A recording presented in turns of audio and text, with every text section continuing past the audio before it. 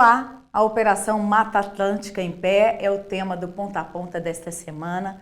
Ela é realizada em 17 estados do país para levantar o desmatamento deste bioma e teve a sua 5ª edição neste ano.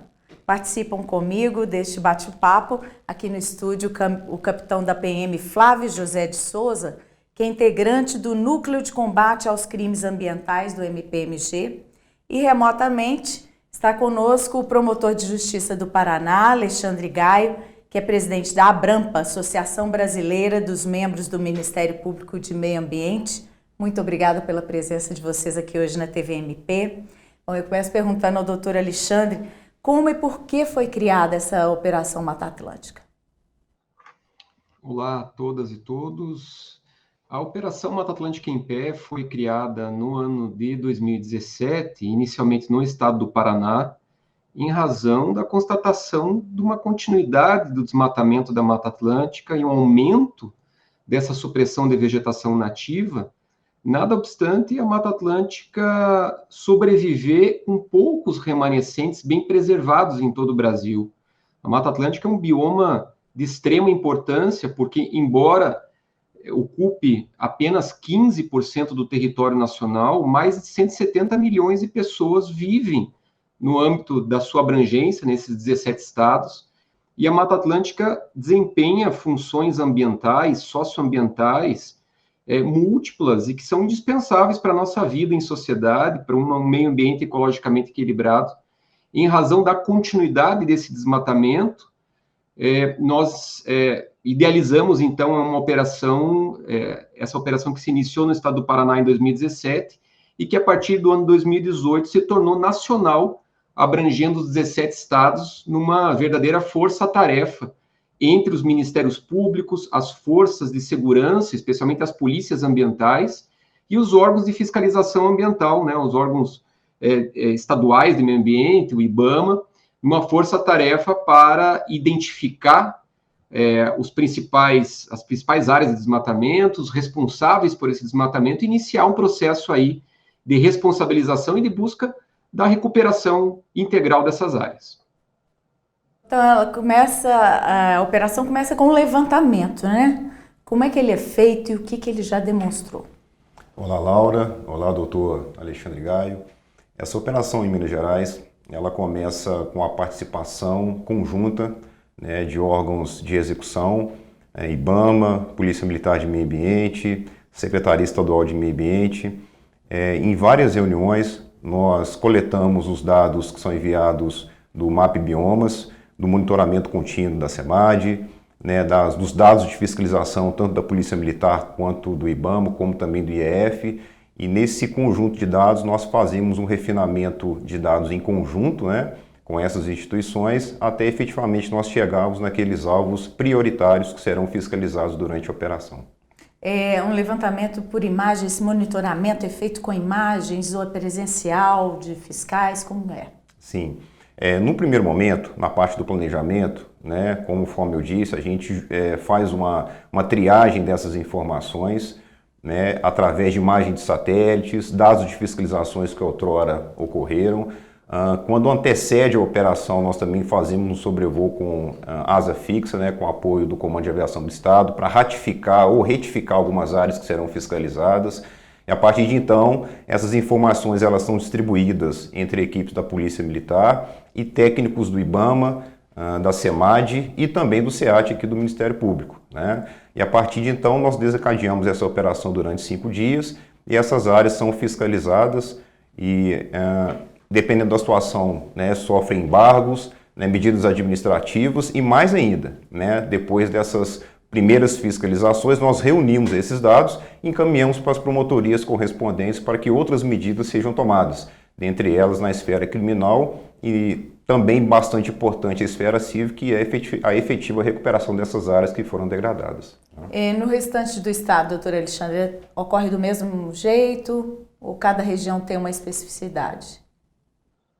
Então, embora a coordenação da operação no âmbito nacional ocorra no estado do Paraná, em cada estado da federação abrangido pelo bioma Mata Atlântica tem uma configuração própria, uma configuração peculiar de acordo com as condições de fiscalização de cada um dos estados e do planejamento de cada um dos estados, né? Então, como bem disse o capitão Flávio, a maioria dos estados faz um planejamento analisando os alertas de desmatamento, fazendo uma verificação preliminar das áreas que foram desmatadas, quem são os responsáveis, um cruzamento de dados com o Cadastro Ambiental Rural, com o Sinaflor, verificando se tem autorização de supressão de vegetação nativa ou não, né? E aí, depois disso, essas equipes decidem, né? Cada estado decide se vai fazer uma fiscalização presencial, que ainda é a predominante, ou fiscalização remota. Então, no caso aqui do estado do Paraná e também no estado do Rio Grande do Sul, uma boa parte da fiscalização se deu por meio remoto também, né? Porque há diversas situações em que as imagens de satélite conseguem conferir uma segurança, uma precisão muito grande, e o cruzamento de dados também permite que o órgão de fiscalização possa lavrar o auto de infração ambiental e o termo de embargo no seu formato remoto, com aí a notificação do infrator para iniciar a resposta a esse processo administrativo, sem prejuízo do encaminhamento do resultado dessa fiscalização às promotorias de justiça para as providências criminais, para as providências também na esfera civil. Capitão, o Ministério Público de Minas Gerais colabora com recursos para essa operação? Sim, através do FUNEP, são custeadas as diárias de alguns servidores, em especial os da Polícia Militar, os da SEMAD e os técnicos aqui do SEAD. Tá? Uhum. E esse recurso é muito importante, porque a operação é desencadeada em 5 dias. Então, esse aparato, no que tange a diária, ele fortalece a participação de mais servidores durante a operação. O FUNEP é o fundo especial, que reúne verbas de acordos, celebrados pelo Sim, Ministério Público. Exatamente. Tem sido importante, então, para essa operação? Com certeza. Ok, daqui a pouquinho, depois do intervalo, a gente vai contar detalhes sobre a operação em cada uma das localidades em que ela é realizada. Aguarde.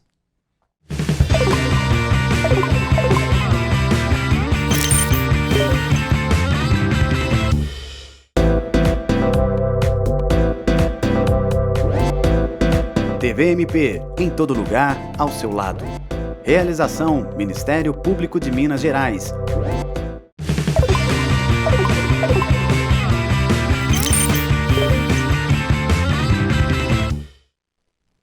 Ponta a Ponta está de volta falando da Operação Mata Atlântica em Pé.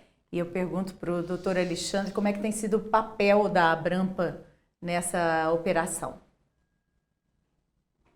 Então, Nora, a Abrampa é uma associação que reúne membros do Ministério Público Ambiental de todo o Brasil e tem desenvolvido um papel muito importante de articulação entre os ministérios públicos, de suporte aos ministérios públicos e de instrumentalização aos ministérios públicos para que possam cumprir a sua função, a sua incumbência constitucional de proteção ao meio ambiente da melhor forma possível, da forma mais efetiva possível. Então, a Abrampa tem, dentre as suas diversas funções, projetos, eventos, também esse papel de articular e reunir os diferentes estados da federação, o Ministério Público Federal, justamente nesse papel de melhorar e de buscar dar suporte para essa atuação.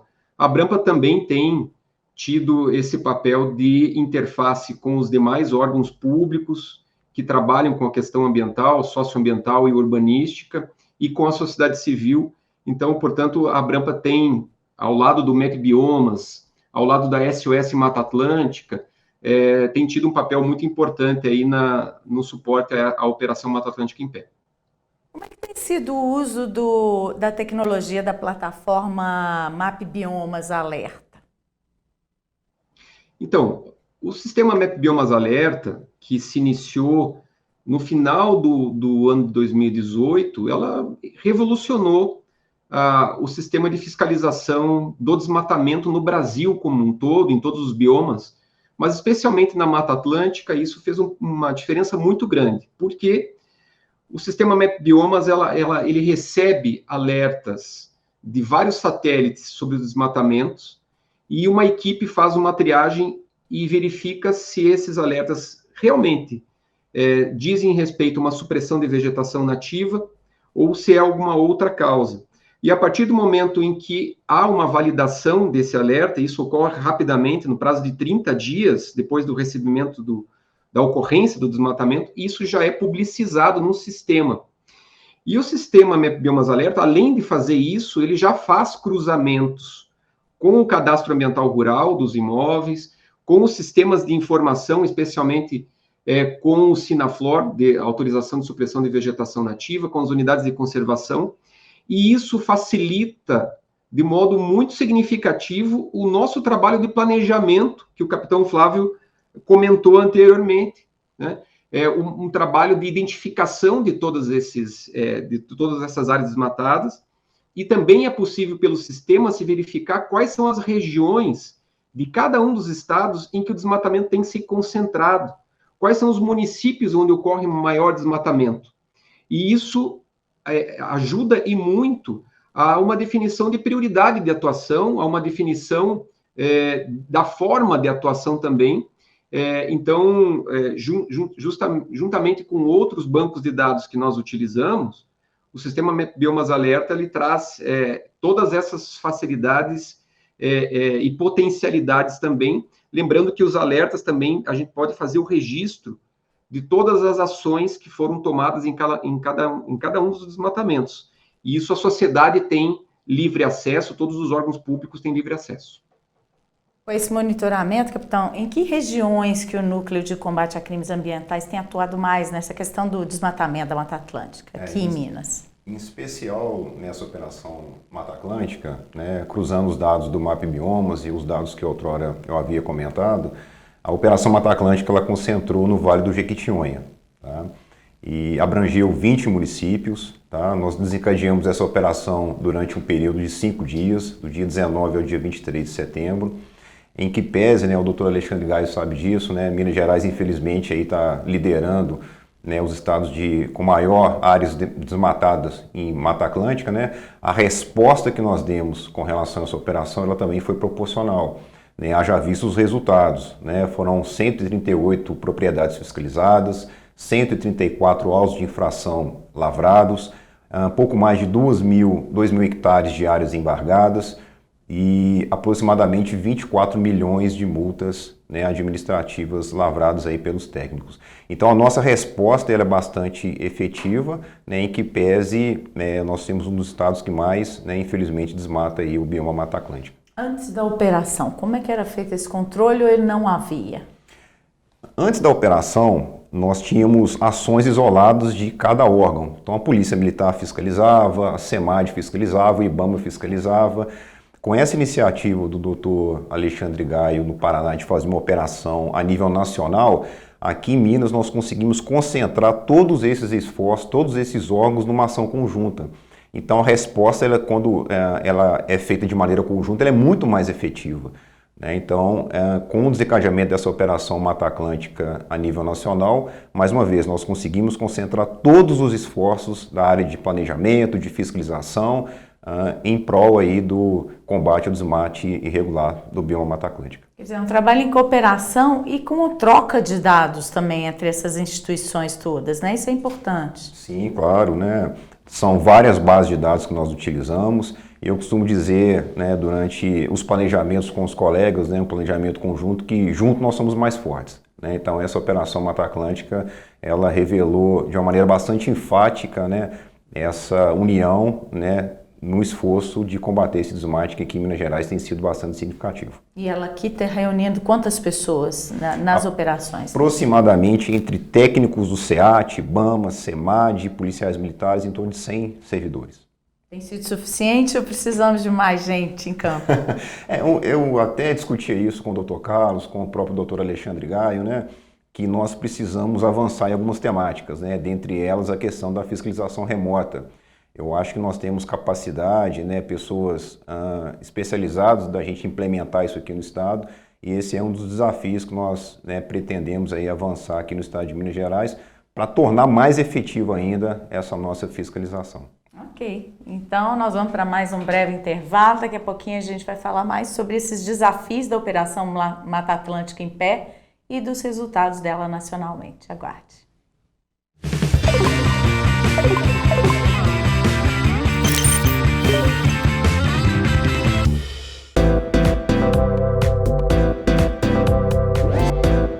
TVMP, em todo lugar, ao seu lado. Realização Ministério Público de Minas Gerais.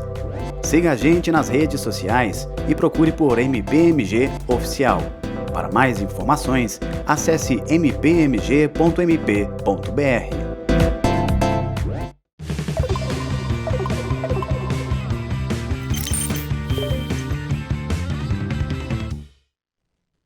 Esta semana, o Ponta a Ponta destaca a atuação do MPMG na Operação Mata Atlântica em Pé. E a gente conversa com o doutor Alexandre sobre os resultados da Operação Mata Atlântica em Pé nesses 5 anos de realização nacional, né, digamos. Então, Laura, a gente tem essa missão de buscar melhorar e aperfeiçoar a operação nacional a cada ano, né? Então, a gente conseguiu completar a 5ª edição nacional e em cada ano a gente está conseguindo melhorar a efetividade dos resultados da operação.